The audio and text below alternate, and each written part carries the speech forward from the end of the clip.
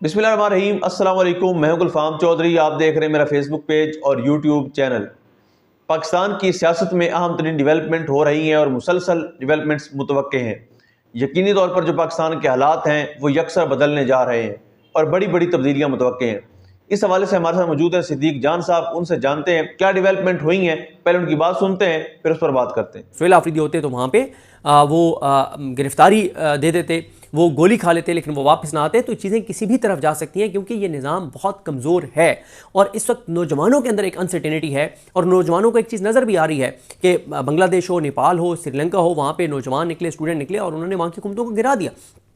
इस वक्त पाकिस्तान के अंदर आप देखें कि करोड़ों नौजवान बेरोजगार हैं। आगे रोजगार के कोई मौके भी पैदा होते हुए नजर नहीं आ रहे। जो लोग बरसरे रोजगार हैं वो बेरोजगार हो रहे हैं। सरकारी मुलाजमीन के हवाले से नित नई जो तरमीम ये कर रहे हैं वो आप देख लें, उनकी पेंशन के हवाले से जो ये फैसले कर रहे हैं वो आप देख लें, जो तनख्वाहों के ऊपर टैक्स है वो आप देख लें। यानी पाकिस्तान का कोई शोबा, कोई तबका इस वक्त सुकून में नहीं है। हर एक बेजार है, हर एक जहनी अजियत का शिकार है, हर एक परेशान है। हर पाकिस्तानी से आप मिले, चाहे कोई पैसे वाला है, वो भी अपसेट है कि किस तरफ चीज़ें जा रही हैं। और बाकी करोड़ों लोग जो है पाकिस्तान के 17-18 करोड़ लोगों का तो आप देख लें कि वो घर का किराया देते हैं तो बिजली का बिल नहीं दे सकते, बिजली का बिल देते हैं तो बच्चों की फीस के लिए मुश्किल होती है, बच्चों की फीस देते हैं तो ग्रॉसरी का मसला है, ग्रॉसरी कर लेते हैं तो अगर खुदा न खास्ता घर में कोई बीमार है तो उसके इलाज का मसला है। मतलब बहुत ही ज़्यादा लोग कर्ब और अजियत और तकलीफ से गुजर रहे हैं। और फिर एक होता है कि आप किसी मुश्किल का शिकार होते हैं और आपको नज़र आ रहा होता है आप किसी दुश्वार पहाड़ी रास्ते में है और आपकी गाड़ी एक बड़ी मुश्किल जगह पे फंस जाती है, लेकिन आपको अगर यकीन हो कि वो जो ड्राइवर ड्राइविंग सीट पे बैठा है वो इस मुश्किल रास्तों से जहाँ पे वो फंस गया है वो इस गाड़ी को निकाल कर ले जाएगा, तो वो जो कुछ देर की जो एक आपकी परेशानी है, तकलीफ है, लेकिन साथ एक होप भी होती है कि नहीं ये निकाल लेगा, ये अच्छा ड्राइवर है, ये ज़बरदस्त ड्राइवर है, ये जाग रहा है, ये सोया हुआ नहीं है, ये पूरी कोशिश कर रहा है और ये निकाल लेगा गाड़ी को। लेकिन आपको अगर पता चले कि ये जो ड्राइवर है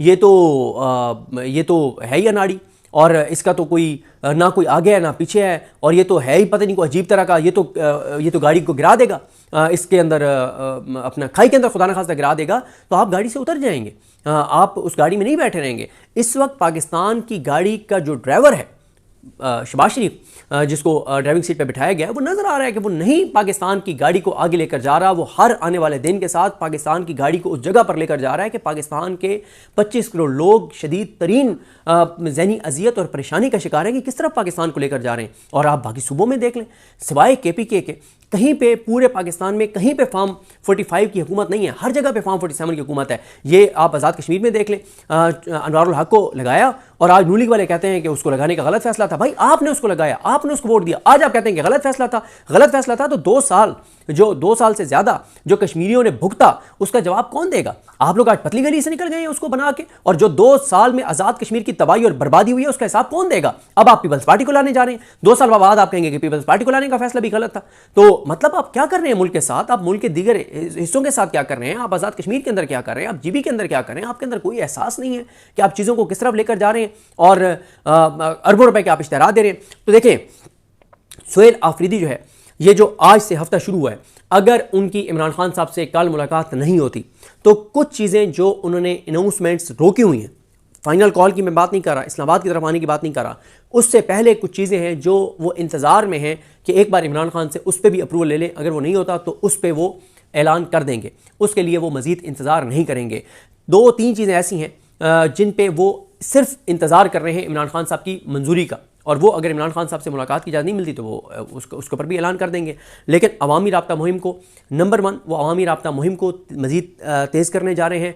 नंबर 2, वो अपनी जो तंजीमात हैं उनको रीऑर्गेनाइज़ कर रहे हैं। और नंबर 3, जिस पे उनका बहुत ज़्यादा फोकस है और आपको मेरा ख्याल है कि बुध या जुमेरात से आपको नजर आने लग जाएगा प्रैक्टिकली कि उनका गवर्नेंस के ऊपर कितना ज़्यादा फोकस है, उनका बहुत ज़्यादा गवर्नेंस के ऊपर फोकस है, बहुत ज़्यादा गवर्नेंस के ऊपर फोकस है।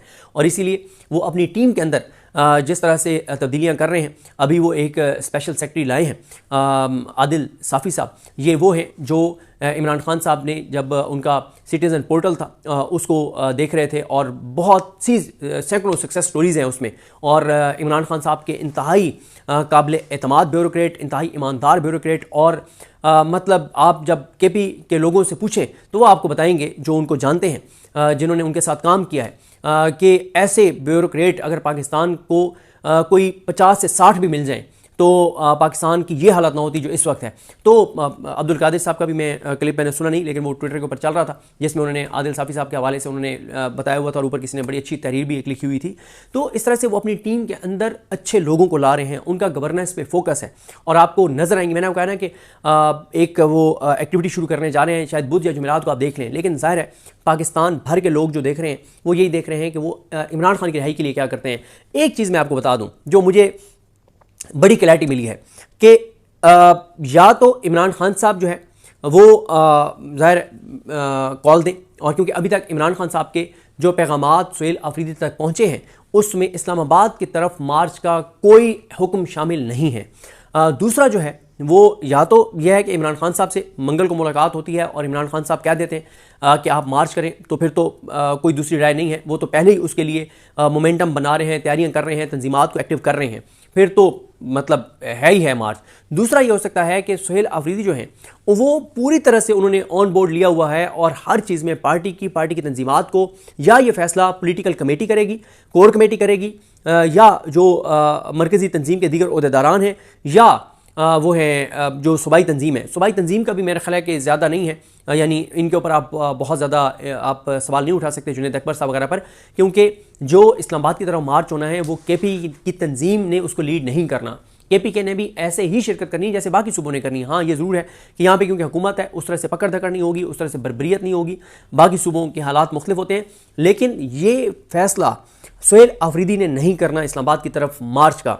ये फैसला या तो इमरान खान साहब ने करना है या फिर ये सियासी कमेटी ने करना है और उन्होंने अनाउंस करना है। सुहेल अफरीदी ने उसको उसके बाद एज ए CM नहीं, एज ए इमरान खान का खिलाड़ी उसको एग्जीक्यूट करना है, करवाना है और अपनी टीम के साथ चलना है, लीड करना है, ये उनका किरदार है। इस पे मैं इसलिए ये बात कैटेगोरिकल कह रहा हूँ कि सोशल मीडिया के ऊपर लोगों ने तमाम तर उम्मीदें जो हैं वो सुहेल अफरीदी से वाबस्ता कर ली है कि सुहेल अफरीदी ने कॉल देनी है। कॉल सुहेल अफरीदी ने नहीं देनी, कॉल सियासी कमेटी ने देनी है या इमरान खान साहब ने देनी है, सुहेल अफरीदी ने नहीं देनी। सुहेल अफरीदी यही कर सकते हैं कि वो उस कॉल के मुमकिना ऐलान से पहले वो अवामी राब्ता मुहिम को इसी तरह से तेज़ कर दें, वो टेम्परेचर बढ़ाते चले जाएं, वो लोगों को चार्ज करें, लोगों को ज़हनी तौर पे तैयार करें, वो तमाम वो चीज़ें कर रहे हैं जो किसी भी मुमकिना मार्च से पहले की जानी चाहिए।